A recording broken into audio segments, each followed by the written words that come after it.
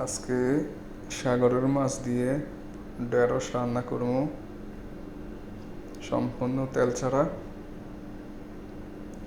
ঘি দিয়ে।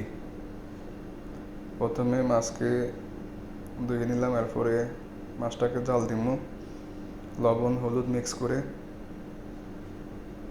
5 মিনিট জাল দিলে হবে। এরপরে মাছটা ভাজি করবো না, ভাজি করলে মাছের পুষ্টিগুণ কিছু থাকে না, আর তেলের প্রয়োজন হবে।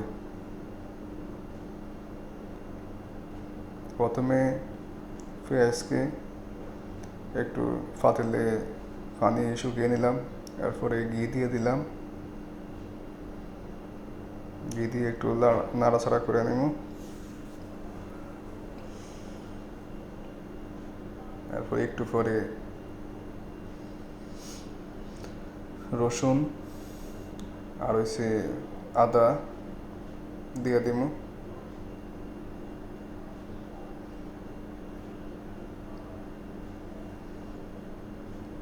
এরপরে আদা রসুন পেঁয়াজ একটু রান্না করে নেব।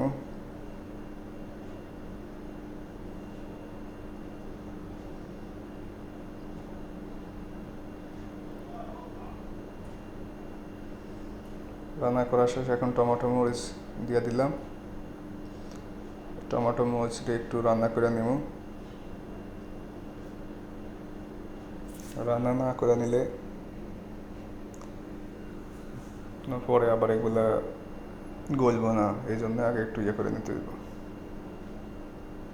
রান্না করে নিতে হবে।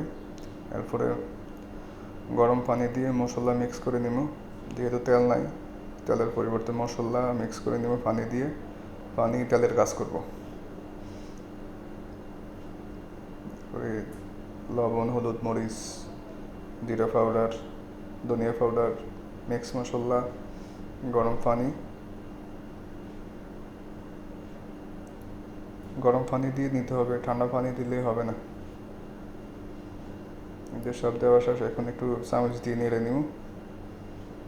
এরপরে এটাকে এই যে পেঁয়াজ মরিচ মোটামুটি হয়ে গেছে, এখন এটার সাথে দিয়ে দিব, দিয়ে কতক্ষণ মশলাগুলো কষিয়ে নিব।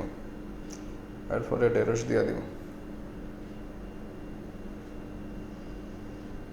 যে একটু পরে, বেশিক্ষণ লাগবে না, 2-3 মিনিট। তেলের কোনো প্রয়োজন নাই, তেল ছাড়াই রান্না করা যায়, সামান্য একটু ঘি দিয়ে রান্না করা যায়। এই যে হয়ে গেছে, এখন ঢেঁড়স দিয়ে দিলাম।